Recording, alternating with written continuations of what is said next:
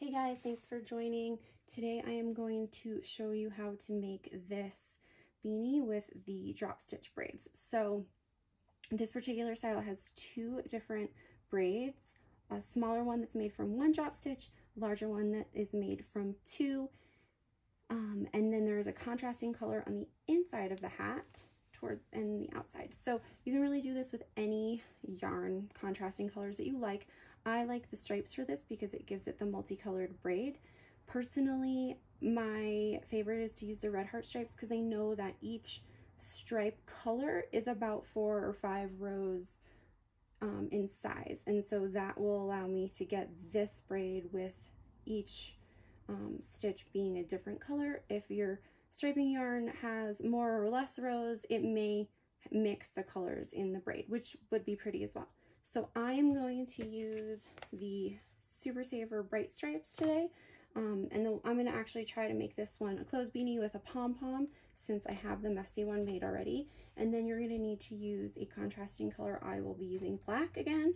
The other things you're going to need is some waste yarn to cast on and off with, some additional waste yarn that is just long enough to be able to go through each of the 46 stitches around and hold the stitches up, some stitch markers, crochet hook, scissors, the needle for your Addy, and I think that's it. So bear with me, this is my first how-to video, so if there are areas for improvement, let me know. I'll be happy to fix those moving forward.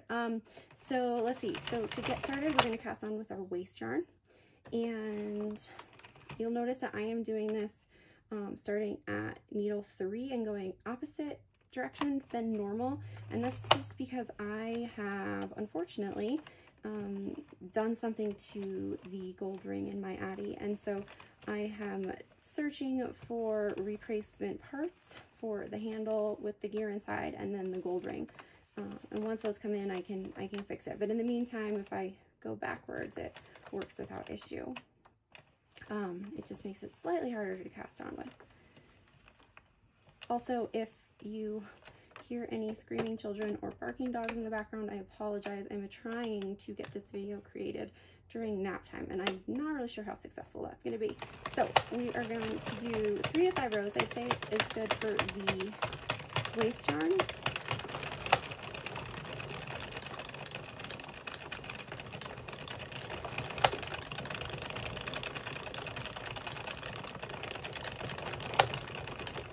I normally just do however many rows as I can get out of the piece of waste yarn that I'm using, just so that it doesn't hang too much in the center of my machine. Sometimes I over or underestimate it, but I think this should be good. Okay, and before it hits that black needle, I'm going to turn my counter to 0 and put this guy in the middle.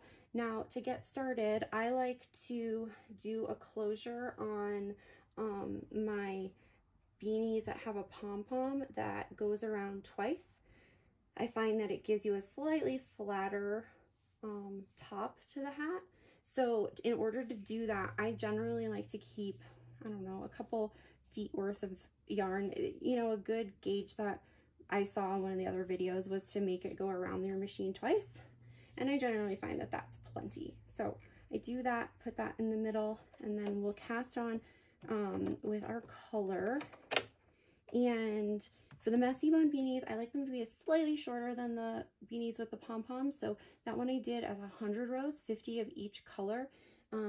This one I'm going to do as 102 rows, just so that I can have the closure with the pom-pom. So I'm going to do roughly 50 with each color. But because the Bright Stripes has the black at the end, the important thing that I care about is having about 10 rows of brim. So if you notice in the inside, I also have the 10 rows of the Bright Stripe colored brim. So that is sometimes a guessing game depending on where you're starting your skein of yarn. So if you have to do more than 50 of the inside color, that's okay. We can drop those rows at the end, and I'll show you how to do that. So the most important part is really to make sure that you're getting 10 rows, you know, so for this one, it's going to be 41 rows of bright stripe, colored bright stripe, and then 10 rows at the bottom so that it comes out with that perfect braid. I hope that makes sense. If it doesn't, it will once we get there. All right, so we're going to do 51 rows of the bright stripe. Before I pause and fast forward to getting towards the end of my striped colors, I just want to do one really quick thing. So what we're going to do for this hat is we're going to be dropping stitches 19, 20, and 21. So I like to mark those when they're on the machine, just to make sure that I don't accidentally miscount the stitches. So I will be using these little locking stitch markers. You can really use anything you want. I just like these ones because they can't accidentally fall off. So I'm going to, so for 19, I'm going to take the very first of that bright striped yarn in between the waist yarn, and I'm going to put a stitch marker on that for 19, and that's going to be our one drop stitch for the small braid. And then I'm going to put a stitch marker on that same row for stitch 21 and stitch 22. And actually I should probably put the matching colors on the braid that's going to go together.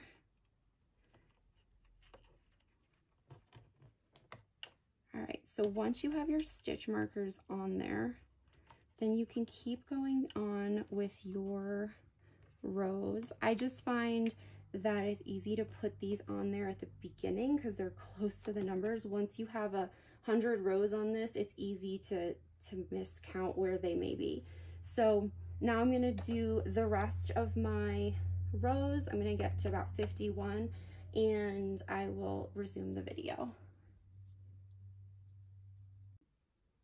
Okay guys, so I am just about to finish row 39 and my yarn is starting to turn black. So I know I said at the beginning we wanted about 41 rows of color. On this one we're only gonna get 39, and that is totally okay. The only difference that's gonna do is it's going to make just like a slightly larger brim. It's gonna be a couple rows deeper, and I think that that'll look completely fine. So the other option is you can continue the heart down. But for this, I really like to have that brim because it holds all the stitches together around your face. So I'm going to have 39 rows of the stripes, and then my brim is going to be the difference. So I'm going to, on this side, it doesn't really matter. Once I get towards the middle of the black, if you want to switch to your contrasting color to preserve your bright stripes, I know they're hard to come by, that is fine. We just want to make sure that you can find that marker of where those rows are going to end for when we go to drop our stitches.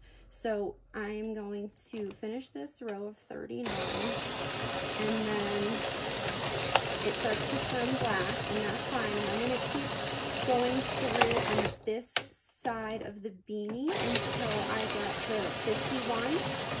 I probably will switch bright stripes a little bit sooner just to make sure that I don't go past that halfway point in this skein of yarn for the next hat that I'm going to make. And then I'll switch to my other black.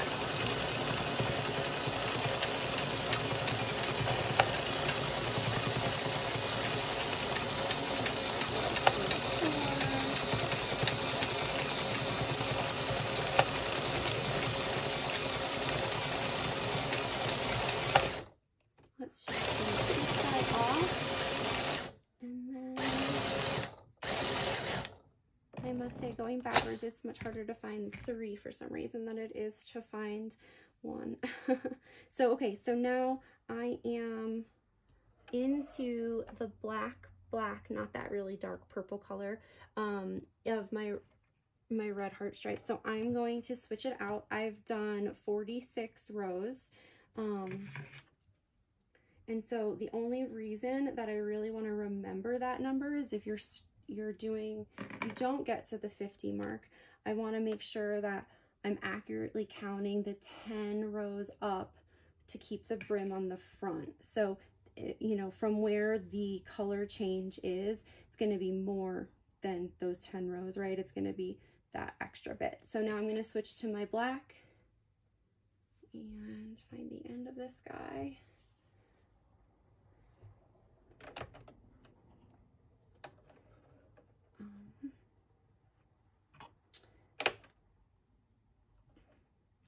And I'm just going to keep going until I get to 102. We have 102 rows total. So I cut off the black from the skein. I got a good nice long length of that. I'm going to put that in the middle, and now I'm going to use my waste yarn to cast off. Now before you let the work fall from the machine, you want to make sure that you're putting your stitch markers back on 19, 21, and 22 on the last black stitch. So just be aware of how much waste yarn you have, and before it starts to get to that last row and fall out, we put those in there. That is the only really important piece to this part. So we're just gonna do some waste yarn, a couple rows of it.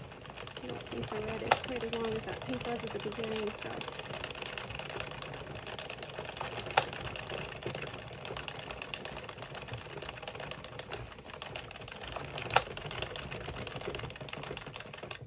So once you get back around after doing a couple rows of this, you'll see that your black rows have really fallen out. You'll start to see the red ones coming down underneath the needles, and at that point you can stick your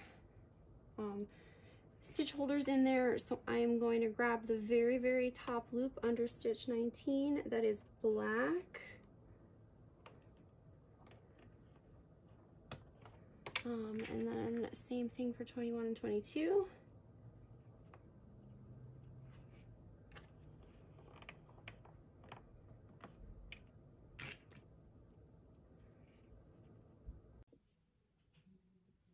All right, you guys, sorry I cut that last one off so fast. My little guy woke up from nap. So once you get your stitch markers on your stitches, we're gonna finish off our waste yarn, and we are just gonna turn it off the machine.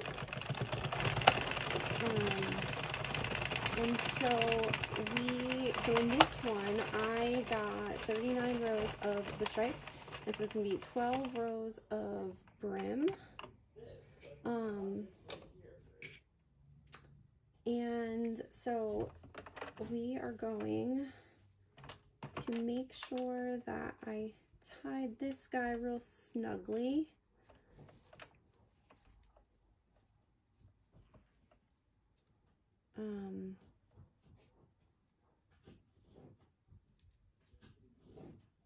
Okay, and I'm going to stretch this guy out. Let me move my machine, and I will resume this once I've got some clear space to work. All right, so here's our tube. Now the first thing that I like to do is I'm going to put a couple stitch markers on the black that's 12 rows up from the middle of the tube. And the reason I'm doing that is because I don't want to pull too many stitches out of the black side.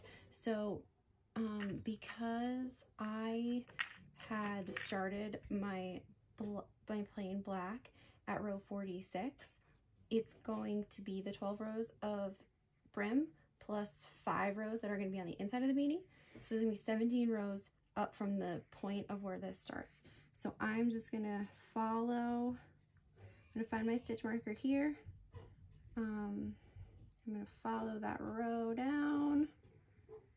And then I like to stick my finger in there and just count 1, 2, 3, 4, 5, 6, 7, 8, 9, 10, 11, 12, 13, 14, 15, 16, 17. Okay, so I'm going to stick that there. If it's not in the exact right column or in the exact right stitch, that is totally okay.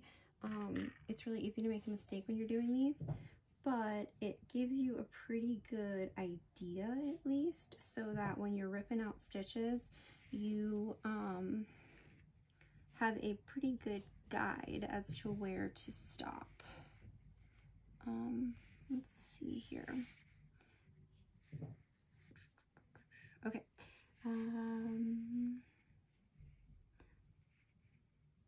1, 2, 3, 4, 5, 6, 7, 8, 9, 10, 11, 12, 13, 14, 15,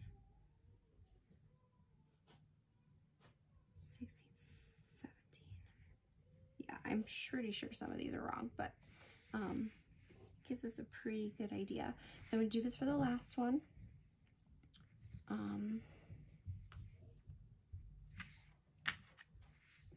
Then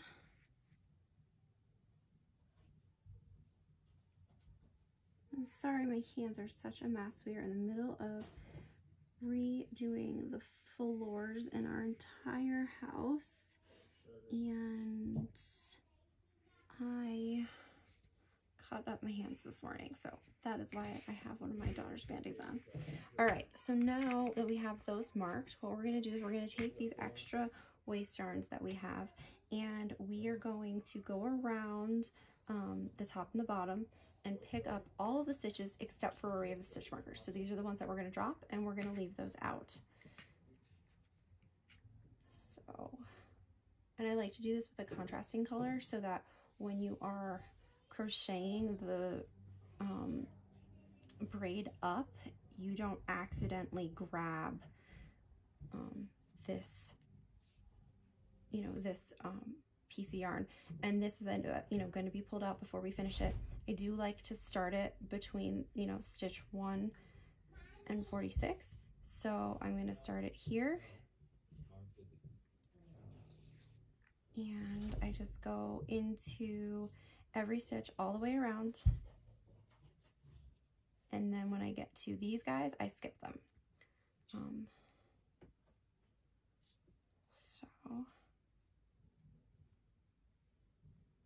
be careful not to split the yarn or to grab the row below it. You know, it's really easy to do that, but it leaves a less clean finished look when you're done if you've grabbed extra threads from the other rows.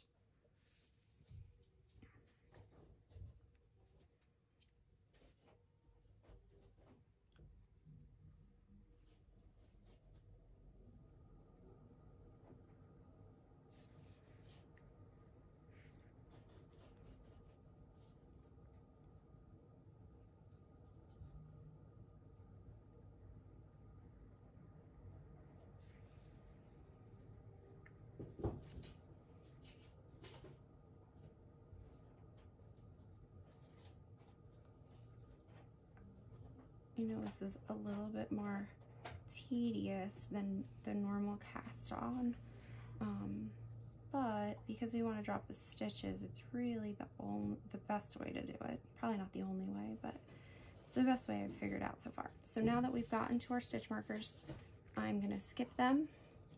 I'm going to do the 1 stitch in between them. I'm going to skip that guy, and then I'm going to go the rest of the way around.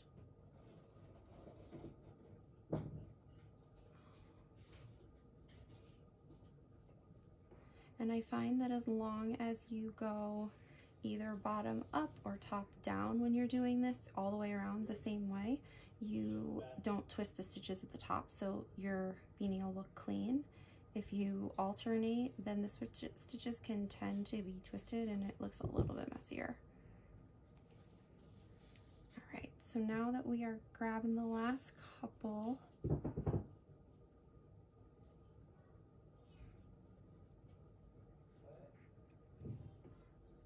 so now I like to just really quickly tie a knot in this. Nothing permanent, but just so that it doesn't accidentally pull out. And then I go around and I'm going to take the waste yarn off of this side. All right. So let's see, where's the end of this guy?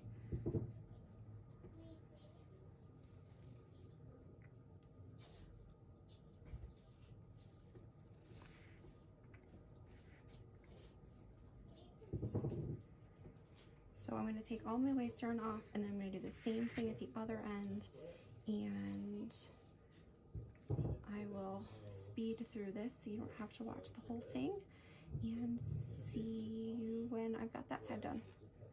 I got my waist yarn off of both sides. I've got my other waist yarn strung through all of the stitches except for the 3 that we're going to drop.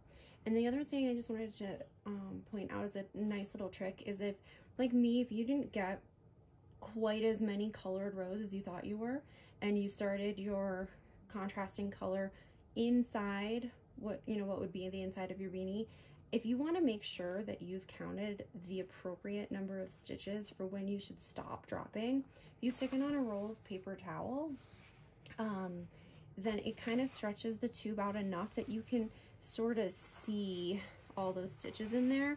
And then, if for mine, I'm going to have 12 rows on either side. So I just counted to make sure that it's 24 stitches from here to here, and line these up with what the drop stitches from up here.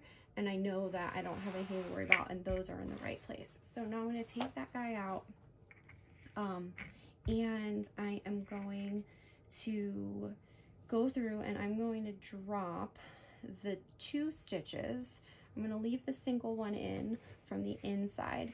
I personally like to go through and drop them by using my upholstery needles, because I find that if I just were to pull the tube, it can sometimes distort some of the neighboring stitches and they just look a little off. So when I go through, I know it's a little bit more time consuming, but if I kind of pull them all by hand one at a time, it doesn't take that long. And then I know that this middle stitch is not going to get completely disfigured by yanking at the tube too much. So I'm going to pull these down until I hit the last one of these purple rows. And then I do it like this because this is the inside of the hat, and I just find it a little easier to see what I'm doing if I haven't folded it inside out before I pull the stitches out, but you can do it either way, wherever your comfort level is. So now that I'm getting into these purples, I just want to be really careful and make sure that on this last purple row, I don't pull those 2 black ones out. So I pull that purple one out. I'm going to grab the black ones with this needle just to hold on to it. And I'm going to grab a stitch marker, put it in there so that they can't drop any further. So now I'm going to fold it in half.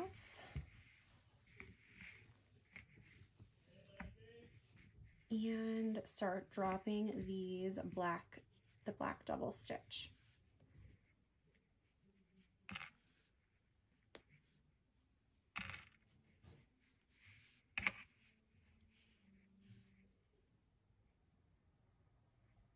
And then when we get to the bottom, we will start crocheting them back up.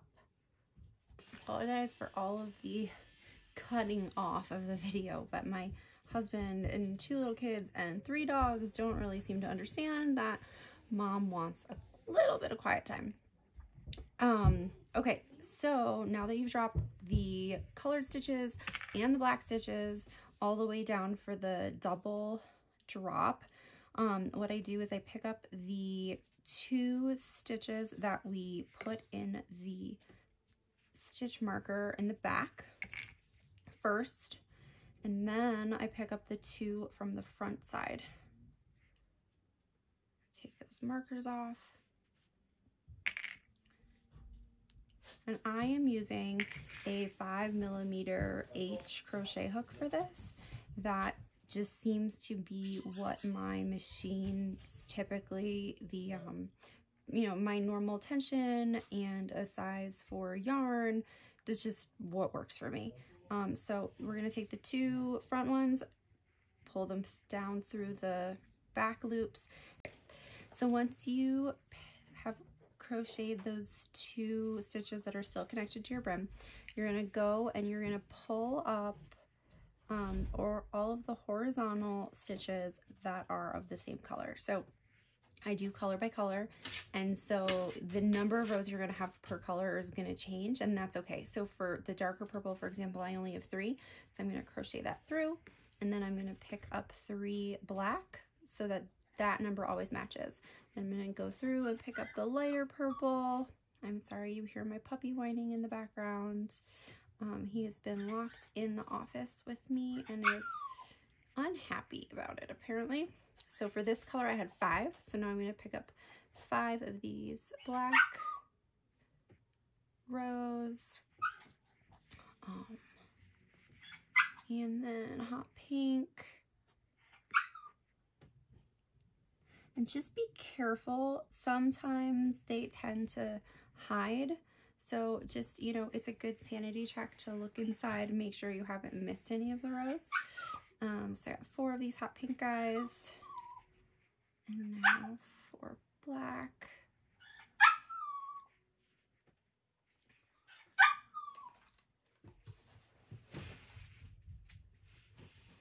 And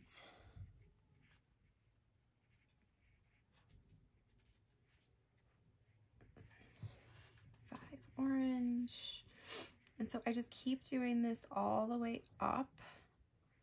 And then if you have any stitch markers, I don't know if you can see these ones that are a little bit bigger. So when you get to the top, we're going to put a stitch marker in there to hold this braid. But what I've had happen on occasion is if I use one of these little guys, the hole's too big and the braid falls out and it pulls its way through. So if you have any larger stitch markers or something else that's a little bit bigger to hold in there that is wider than the hole of the braid, it'll just protect it a little bit from potentially dropping those stitches. If it does drop, it's not the end of the world. You can always pick it back up and recrochet it. It's just a little bit of a pain in the butt.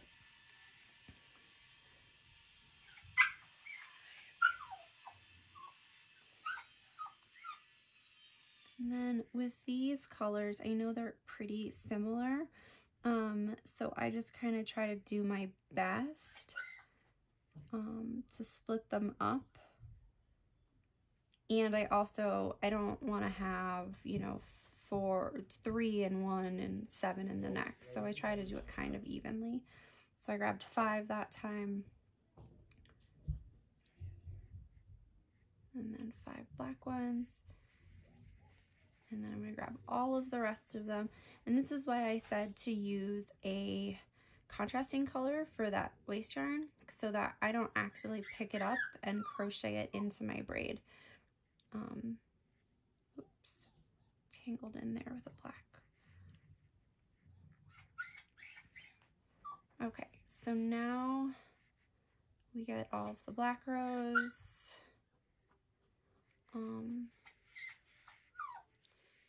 So now we're done with this braid, and I'm going to toss one of these larger size stitch markers in here, just so that it doesn't fall out. If you put one of the smaller ones, it can sometimes pop back through that braid, and if it does happen, then when you're going through and finishing your beanie, you'll just want to make sure you pull it back through.